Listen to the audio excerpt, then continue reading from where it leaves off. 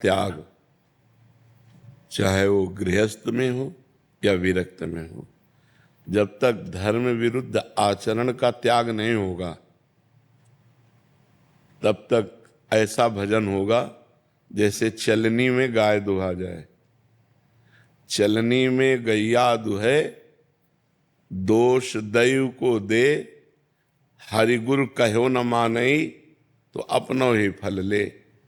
अब जैसे गृहस्थ में बहुत सुंदर भक्ति हो सकती है, विरक्त से भी अच्छी, क्योंकि विरक्त में हमें दूसरों का अन्न पाना होता है, दूसरों का वस्त्र पहनना होता है, दूसरों के लिए हमारा बहुत कुछ जाता है। कोई प्रणाम कर रहा है, कोई नमस्कार कर रहा है, कोई औषधि दे रहा है, जो हमें कोई अर्थ दे रहा है, तो जो हमें दे रहा है वो ट्रांसफर हो रहा है। हमारा भजन, हमारी तपस्या, हमारे पुण्य सुकृत, वो उसको जा रहे हैं, तब वो हमारे वो मतलब ये सरकारी डिपार्टमेंट है, कहना नहीं पड़ेगा। आपने 5 रुपए की सामग्री ली, उसके अनुसार आपका भजन कट के उसके पास जाएगा। इसीलिए मतलब अब गृहस्थ में वो अपनी मेहनत की कमाई। सबसे पहली बात, अधर्म का पैसा घर में नहीं आना चाहिए।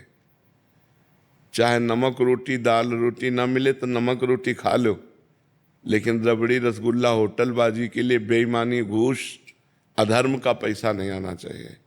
अगर भगवान के भजन में चलना है तो अधर्म के पैसे का त्याग।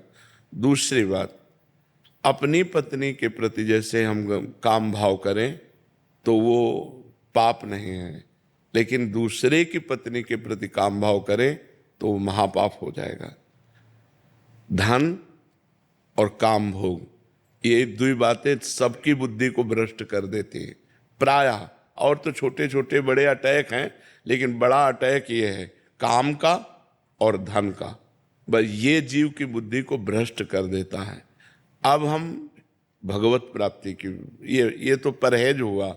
भगवत प्राप्ति के लिए सबसे पहला काम भगवान नाम का अभ्यास करना, जीव से भगवान नाम का अभ्यास करना, और परिवार में हर सदस्य में भगवान की भावना करना, फिर मोहल्ले में हर सदस्य में भगवान की भावना करना, फिर पूरे गांव में, फिर हम उसको बढ़ाते चले जाएं, पूरे विश्व में ले जाएं, तब हमें भगवत प्राप्ति हो जाएगी। 2 बातें हैं, नाम जप और भगवत भावना, बस इसी से भगवत प्राप्ति हो जाएगी। जो परहेज है वो बिगड़ गया तो रोग ठीक नहीं होगा, नहीं भव रोग पक्का ठीक हो जाएगा। सदगुरु वैद्य वचन विश्वासा, संयम ज्ञान विषय के आशा। सदगुरु रूपी वैद्य और परहेज, ये गंदी बातें न होने पावे, पाप आचरण न होने पावे। और नाम जब ज्यादा प्रपंच करने की जरूरत नहीं, मधुर मधुर भगवान का नाम जप करो, जो बन जाए पूजा करो, नहीं सब में भगवान है ऐसी भावना करो, मंगल में भगवान की प्राप्ति हो जाएगी। अच्छा, बिना भगवत भावना के परिवार में मोह होता है, जब तक मोह है तब तक दुर्गति है। हिरन से मोह हो गया तो हिरन बनना पड़ा ना अगले जन्म, तो ये बात है।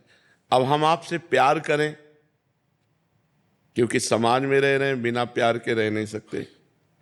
पत्नी, पुत्र, माता, पिता, भाई, बहन, रिश्ते नाते और भी सब, ये हमें करना पड़ेगा गृहस्थी में। तो हम मोह ना करें, प्यार करें।